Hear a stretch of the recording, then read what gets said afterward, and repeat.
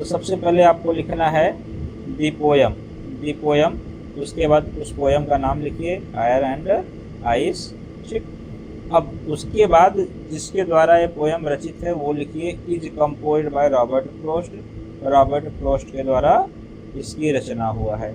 कोई भी आप सेंटर आइडिया लिखिएगा तो पहली लाइन तो इसी तरीके से लिखिएगा। पहली लाइन में आपको पोयम का नाम बताना है और पोएट का नाम बताना है। Next line, in this poem, इस पोयम में the poet talks about how strong feeling can cause big problems. इस पोयम में पोएट बताए हैं कि किस तरीके से जो स्ट्रॉन्ग फीलिंग होता है बड़े बड़े प्रॉब्लम क्रिएट कर सकता है, बहुत बड़ी बड़ी समस्या खड़ी कर सकता है।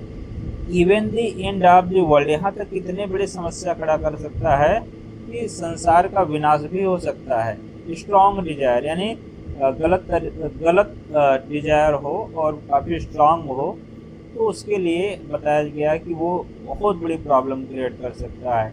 एंड ऑफ द वर्ल्ड, यहाँ तक कितने बड़े प्रॉब्लम क्रिएट कर सकता है कि उससे संसार का अंत भी हो सकता है। The speaker says some people think the world will end in fire. Poet कह रहे हैं कि कुछ लोगों का मानना है, कुछ लोग सोचते हैं कि जो संसार है फायर से समाप्त हो जाएगा, ठीक है ना, अग्नि से समाप्त हो जाएगा।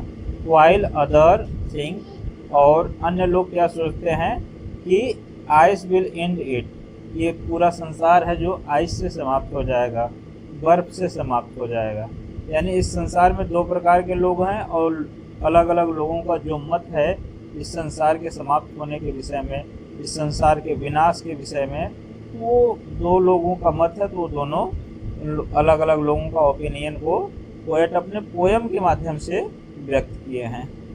The speaker feels that fire, fire मतलब रियली स्ट्रॉन्ग डिजायर, जो फायर है यानी रियली जो स्ट्रॉन्ग डिजायर है, would end the world because, ये ही संसार को समाप्त कर सकता है। क्योंकि ऐसा पोएट क्यों कह रहे हैं, क्योंकि दे हैव फेल्ट, ऐसा पोएट फील किए हैं, वो फील किए हैं how powerful desire can be, ये जो डिजायर होता है ना कितना पावरफुल हो सकता है। एक इंसान के अंदर अच्छे कार्य की बात नहीं हो रही है, बुरे कार्यों की बात हो रही है, गलत प्रकार की डिजायर की बात हो रही है। तो वो जो गलत प्रकार के डिजायर होते हैं उसकी वजह से ये जो पूरा संसार है ये नष्ट हो सकता है, ऐसा पोएट फील किए हैं।